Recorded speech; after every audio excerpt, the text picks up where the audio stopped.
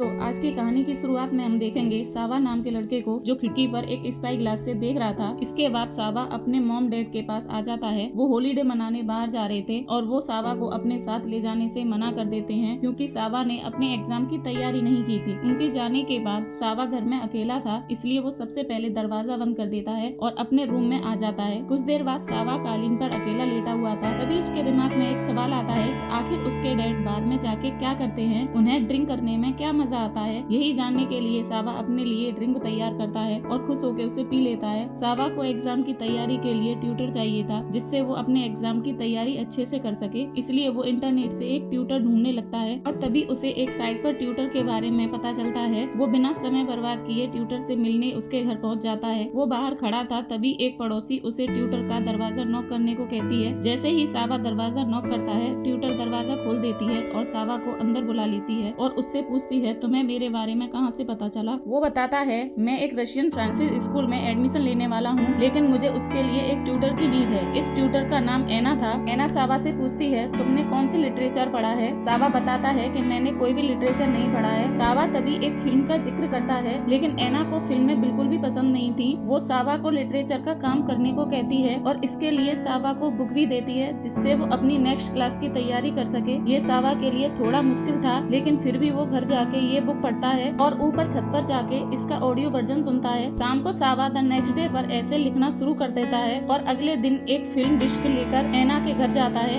एना late आने के लिए थोड़ा नाराज होती है। ये देख सावा उसे फिल्म की डिस्क देता है और फिर एना सावा का लिखा हुआ ऐसे पढ़ती है जो उसे काफी पसंद आता है। एना सावा को टीनेज बॉय कह के बुलाती है। ये सावा को पसंद नहीं आता। वो एना को कहता है, मैं कोई बच्चा नहीं हूँ, बड़ा हूँ। इसके बाद एना पढ़ाना शुरू कर देती है और सावा भी बहुत ध्यान से एना की बातें सुनता है और एना के हर एक एक्शन को गौर से देखता है। जैसे वो पढ़ाते वक्त अपने बालों को पीछे करती है, पॉट से मुरझाए हुए फूलों को अलग करती है और फिर एना सावा को नया प्रोजेक्ट देती है। ट्यूशन खत्म होने के बाद एना सावा को दरवाजे तक छोड़ने जाती है। सावा उसे पूछता है, क्या तुम्हारा सोशल मीडिया पर कोई अकाउंट है। एना उसे कोई आंसर नहीं देती और दरवाजा बंद कर देती है। घर जाके सावा एना के बिहेवियर के बारे में सोचता है और अपने लिए सैंडविच बनाता है और ड्रिंक करता है। सावा अपने फ्रेंड को कॉल करता है और बात करने लगता है। वही रात को एना सावा की दी हुई फिल्म देखती है। अगले दिन सुबह सावा अपने लिए ब्रेकफास्ट बनाता है और अपने डैड को कॉल करता है। तभी सावा पार्क में एक आदमी को बच्चे के साथ खेलता हुआ देखता है। उसे ये देख काफी अच्छा लगता है। जब सावा एना के घर जाता है तो देखता है कि किचन का पाइप टूट गया है और पानी लीक हो रहा है। सावा एना की हेल्प करने लगता है और पाइप ठीक कर देता है। एना फर्श साफ करती है और सावा को थैंक्स बोलती है। सावा के कपड़े भीग चुके थे, इसलिए एना उसे दूसरे कपड़े चेंज करने के लिए देती है। तभी सावा की नजर एक लेडी के फोटो पर पड़ती है जिसे सावा एना की मॉम समझता है। थोड़ी देर बाद एना सावा को पढ़ाना शुरू करती है। दोनों एक नॉवल डिस्कस कर रहे होते हैं। सावा की बातों को सुनकर जैसे एना सावा में खो जाती है और उसकी तरफ एकटक देखती रहती है। फिर एना स्टडी प्रोग्राम को चेंज करने का फैसला करती है और सावा वहाँ से चला जाता है। लेकिन तभी तेज बारिश होने लगती है। खिड़की के पास जाकर सावा को देखती है और बारिश के पानी को फील करती है। अगले दिन एना की बहन मरीना एना को नेफ्यू के बर्थडे पार्टी में ले जाती है और पार्टी में अपने दोस्त पीटर से मिलवाती है। पीटर को एना काफी अच्छी लगती है, इसलिए वो उसके बारे में जानने की कोशिश करता है। एना को समझ आ जाता है कि मरीना ने उसे यहाँ स्पेशली पीटर से मिलवाने के लिए बुलाया है। पीटर उसे डेट पर ले जाने को कहता है। ये सुनकर एना नाराज हो जाती है और मरीना को किचन में ले जाती है और दोनों में बहस होने लगती है। मरीना एना को शादी करने के लिए कहती है, लेकिन एना को शादी में कोई इंटरेस्ट नहीं था, इसलिए वो मना कर देती है और पीटर को सॉरी बोल के वहाँ से निकल जाती है। अगले दिन सावा पढ़ाई करने एना के घर आता है और देखता है कि मेन डोर खुला हुआ है और लिविंग रूम में भी कोई नहीं है। और तभी सावा को कमरे में से कुछ आवाज सुनाई देती है। वो जाकर देखता है तो एना आईने के सामने कपड़े चेंज कर रही थी। एना सावा को देखते ही जल्दी से दरवाजा बंद कर देती है। कपड़े चेंज करके पढ़ाने बैठ जाती है। सावा के जाते वक्त एना दरवाजे के पास आती है और सावा को फिल्म की डिस्क के साथ फूल देती है। सावा फूल ले जाकर अपने घर चला जाता है और घर जाके एना के बारे में सोचने लगता है, जैसे कि एना उसके पास बेड पर ही लेटी है। अगले दिन जब सावा एना के घर जाता है तो पड़ोसन उसे देख लेती है। वो एना को ये कहकर गुलदस्ता देता है कि वो ये फूल अपने लिए लाया था, बट एना उसे फूल लाने के लिए मना कर देती है और फूलों को पॉट में लगा देती है। और जैसे ही पीछे मुड़ती है तो सावा उसके बेहद करीब होता है। सावा एना को नाम लेके बुलाने के लिए कहता है और एना को किस कर लेता है। और जब वो जाने लगता है तो बारिश आ जाती है। सावा ने अपने दोस्तों को पार्टी देने के लिए प्रॉमिस किया था, लेकिन वो पार्टी नहीं कर पाता। एना फेसबुक पर अपना अकाउंट बनाती है। उससे सावा के अकाउंट में उसकी फोटो मिलती है। अगले दिन सावा एना ऐना के घर आता है। ऐना बात ही कर रही थी,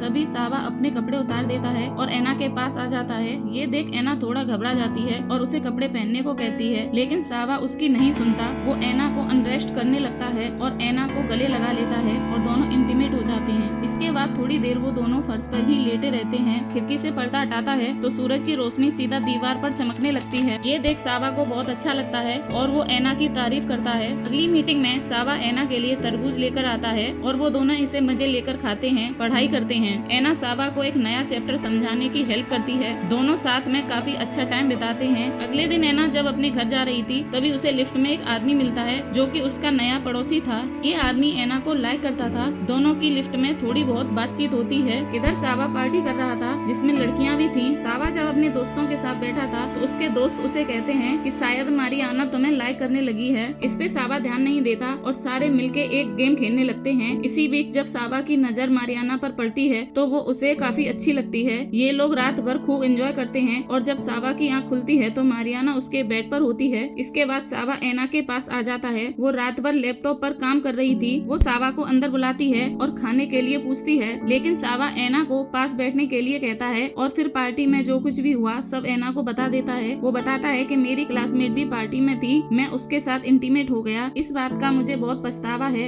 ऐना ये सुन के शांत रहती है और सावा को कुछ नहीं कहती। ये देख सावा बहुत हैरान होता है कि उसकी इतनी बड़ी गलती के बाद भी ऐना ने उसे कुछ नहीं कहा। ऐना सावा को परेशान देख उससे पानी देती है, लेकिन सावा अपनी गलती के लिए खुद को हर्ट करने लगता है। ये देख ऐना उसे शांत होने को कहती है और उसे गले लगा लेती है। सावा के चले जाने के बाद ऐना फेसबुक देखती है जिसमें सावा की क्लासमेट भी थी। ऐना इससे देख काफी दुखी हो जाती है। अगले दिन जब सावा घर जा रहा होता है तो मारियाना सावा के घर के पास खड़ी थी जो कि अपना कुछ सामान लेने आई थी। ऊपर आके मारियाना अपने अंडरगारमेंट्स लेती है और उसे बताती है कि मैं जानबूझ के ये कपड़े यहाँ छोड़ गई थी। मारियाना सावा के साथ रिश्ता आगे बढ़ाना चाहती थी, लेकिन सावा उसके साथ कोई रिश्ता नहीं रखना चाहता था, इसलिए वो उसे सीरियसली नहीं लेता और वो ऐना के घर आ जाता है। वहाँ मेन डोर खुला हुआ था और ऐना सुंदर सी ड्रेस पहनकर सावा का वेट कर रही थी। सावा ऐना के साथ बाहर वॉक पर चला जाता है। ऐना बाहर लोगों को देखकर सावा का हाथ पकड़ने से मना कर देती है। ये देख सावा को बहुत बुरा लगता है। वो समझ नहीं पा रहा था कि ऐना इस रिश्ते को लोगों से क्यों छुपा रही थी। ऐना सावा को किस करती है और दोनों साथ में काफी अच्छा टाइम बिताते हैं। जब सावा अपने घर जा रहा होता है तो उसे ऐना के घर के बाहर मारियाना मिल जाती है। दोनों को साथ देख ऐना को बहुत बुरा लगता है। अगले दिन जब ऐना पार्क जा रही होती है वहाँ उसे सावा अपने दोस्तों के साथ ग्रेजुएशन की पार्टी करता हुआ नजर आता है। ऐना ये सब छुपके देख रही थी। सावा भी ऐना को देख लेता है, लेकिन वो अपने दोस्तों के बुलाने पर उनके पास चला जाता है। ऐना इन लोगों के बीच चली जाती है और वहाँ उसे मारियाना और सावा के रात बिताने के बारे में पता चलता है, जिससे ऐना का दिल टूट जाता है। जब वो घर जा रही होती है तभी उसे लिफ्ट में पड़ोसी मिल जाता है और वो दोनों बातें करने लगते हैं। सावा जब ऐना के घर जाता है तो उसे घर का वही पड़ोसी निकलता हुआ नजर आता है और जब वो अंदर जाता है तो वहाँ अंधेरा होता है। दरअसल ऐना ने सावा और मारियाना को ड्राइववे पर साथ देख लिया था, इसलिए वो सावा से नाराज थी। लेकिन सावा मारियाना के साथ किसी भी रिश्ते में नहीं था। इस बात पर दोनों के बीच बहस हो जाती है और ऐना सावा को धक्का दे देती है, जिससे सावा गुस्से में वहाँ से जाने लगता है, लेकिन ऐना उसे रोक लेती है और फिर वो दोनों इंटीमेट होते हैं। इसके कुछ देर बाद सावा को कुछ नजर आता है और वो समझ जाता है कि ऐना ने किसी और के साथ संबंध बनाए हैं और वो गुस्से में वहाँ से चला जाता है और अपनी लाइफ पर फोकस करने का फैसला करता है, क्योंकि उनके पेरेंट्स भी आने वाले थे। और अगले दिन उसके मॉम डैड वापस आ जाते हैं और सावा की मॉम पढ़ाई के बारे में उससे बात करती है। वो जानना चाहती है कि सावा एग्जाम की तैयारी के लिए रेडी है या नहीं। सावा का ध्यान पढ़ाई पर न होके